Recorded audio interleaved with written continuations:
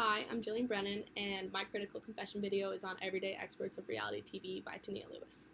The focus of this reading is the ubiquity of the life expert in reality TV and their increasingly central role as a popular media figure and a cultural authority. Lewis investigates these figures and programs through the examination of gender, class, consumerism, and transnational identity.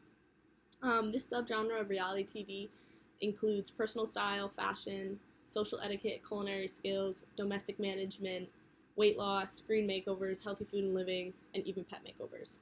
So this subgenre recently moved to primetime television because it used to be a feminized and domestic sort of program, but now it is seen as educational and essential life skills. This increases the range of media audiences, which excludes men and the youth, because now the skills are viewed as useful and can improve everyone's everyday life. MasterChef is a just quick, easy example because the hosts are both men and women, and the participants are both men and women. And Naked Chef Show by Jamie Oliver changes cooking into an artistic leisure rather than just a household or domestic skill. Even though this gender shift is apparent, men are still represented as fitness experts, professional in design, cooking, and carpeting gurus. But the most groundbreaking show is Queer Eye for the Straight Guy, which is a show about 5 gay men who help straight men with traditionally feminine or queer skills such as self-fashioning and personal style. Though reality TV is becoming more gender neutral, there are still underlying issues that the shows particularly feature wealthier members in the middle class. An example of a show is What Not to Wear, where 2 middle class or upper class citizens try to dictate what a lower or working class or lower middle class citizen should wear and what constitutes the bounds of good taste as a class-based set of assumptions.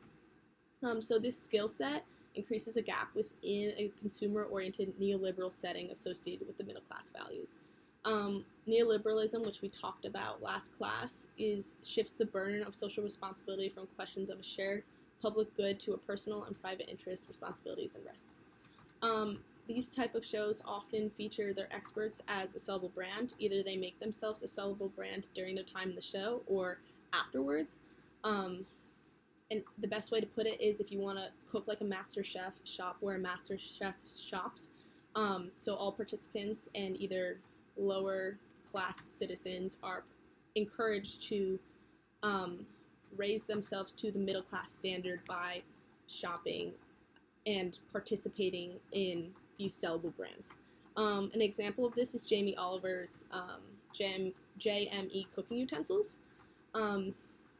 These shows position viewers as entrepreneurs of the self, capable of taking responsibility for their own destinies, which relates back to neoliberalism. The Biggest Loser is an example of a show where the viewers will witness what happens if they do not take control of their own life. So popular experts on reality TV and lifestyle television have become important players in this cultural and political shift to a self-governing notion of citizenship and neoliberalism. The last thing Lewis touches on in her article is transnational identity and whether what we're experiencing here economically, socially, and culturally is portrayed in reality TV and whether it can be applied to other contexts such as Asia. She uses Taiwan, Singapore, and China as examples, and she states that it introduces and establishes middle class values and the emerging middle consumer class, and it also promotes like that neoliberalism idea that we were talking about before. She discusses how reality TV is viewed in other countries, and something that I questioned myself was whether they celebritize their gurus the way we do here, and whether, because they're educational gurus, whether that their celebrity status is justified because of their educational role in the show.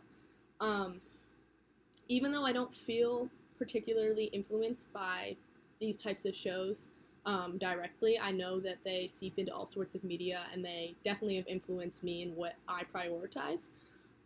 So that's just another question to keep in mind. Thanks for listening.